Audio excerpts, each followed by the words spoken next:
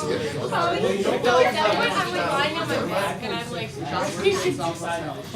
we're going to go backwards, which is since we did derivatives. And the good thing about it is that there's only 3 of them to work with. So there's, Right, shut up. are we done? You sure? Good. All right, so there's only 3 that you need to worry about. I'll give you the formulas first, and then we'll work through a couple examples.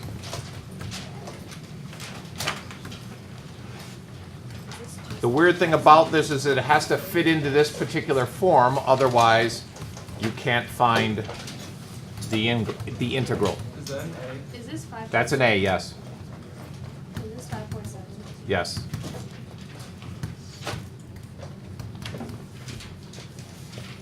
Sorry.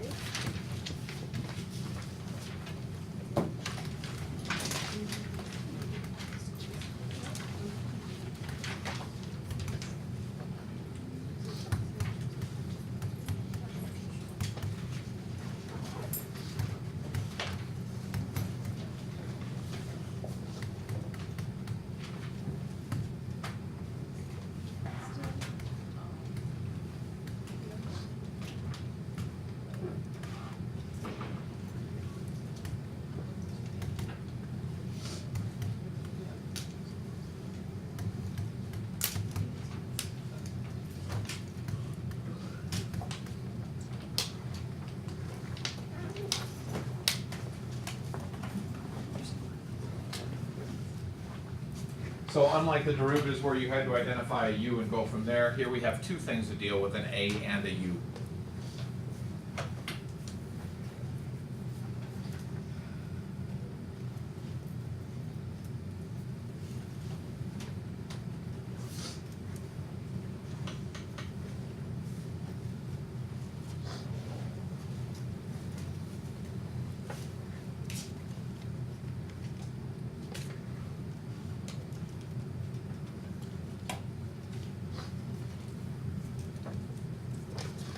Okay, we good?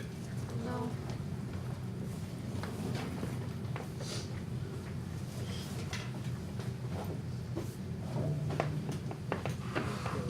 Yeah. Question? Yeah. Why is there no cosine, cotangent, or cosecant? Don't know, to be honest. I gotta hand you a line of garbage, but I don't know. There probably are formulas, we just don't need to know them. That would be my guess. Okay, example number 1.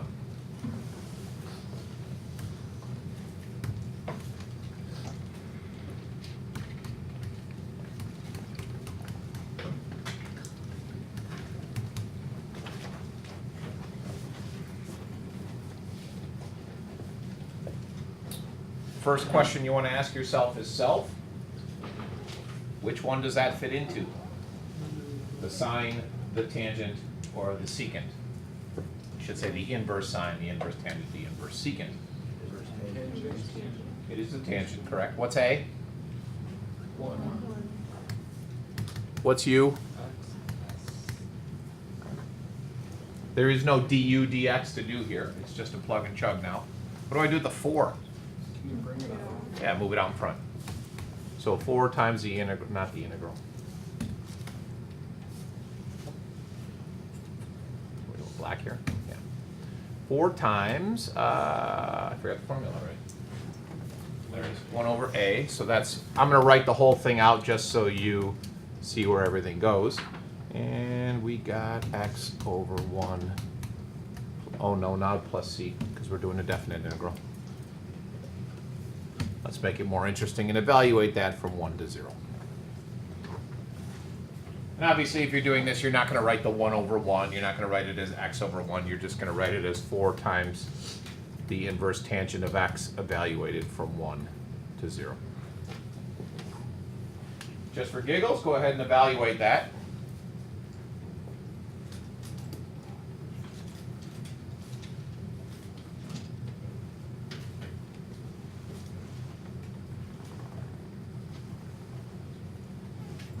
Which one do you plug in first, the 1 or the 0? 1. The 1. minus plugging in the 0. What's the inverse tangent of 1?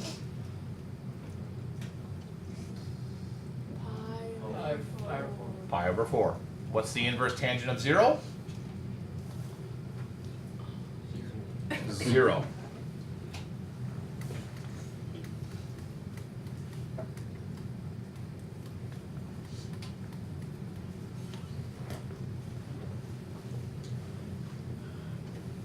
Easy. The difficulty is not going to be in doing the 5-7 homework. The difficulty is going to be when you're given a whole bunch of different integrals involving a whole bunch of different forms, recognizing that initial problem as an inverse trig function.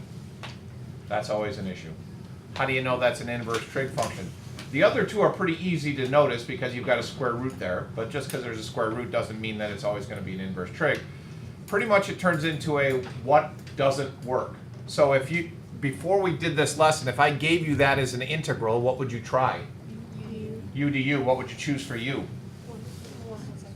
1 plus x squared would be a logical choice. The problem is when you take the derivative of that, you get a 2x and nothing cancels. So then you got to try something else. Well, maybe I'll just try x squared, and then you start going down all these paths that never works. So that might be an indicator that something else is going on here, and then it might be an inverse trig. Next example.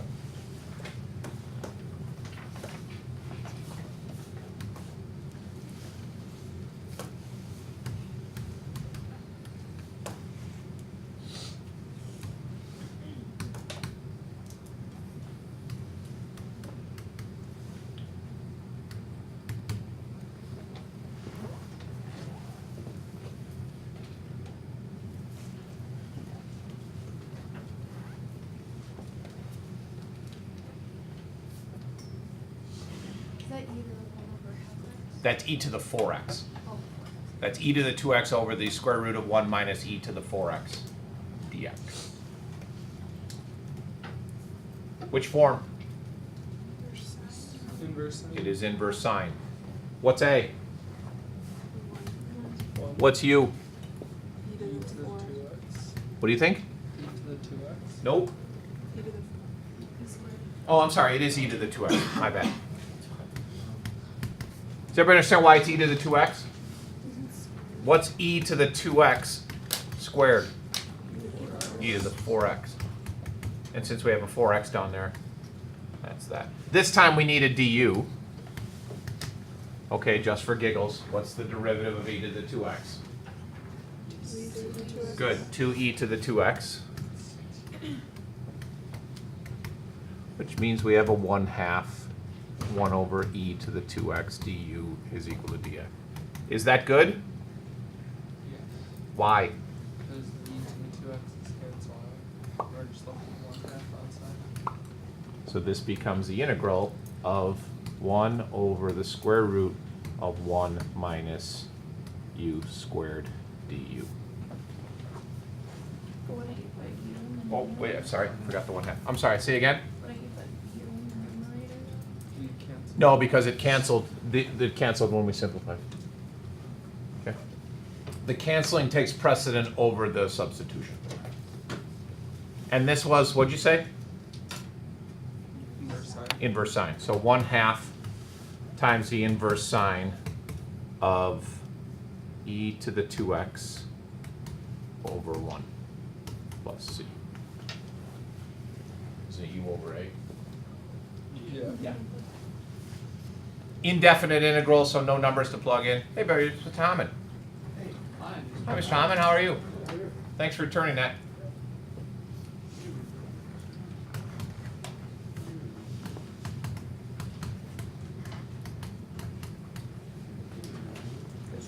We good? Okay, only 3 of them. And again, the homework tonight won't be that difficult because it's pretty much going to be figuring out which one it fits into. They're probably going to mix in some problems where they're not inverse trig, they're just regular plain old integral problems. You're going to have to distinguish between which ones are inverse trig and which ones are just straight up u du type problems. Okie doke. Let me stop this.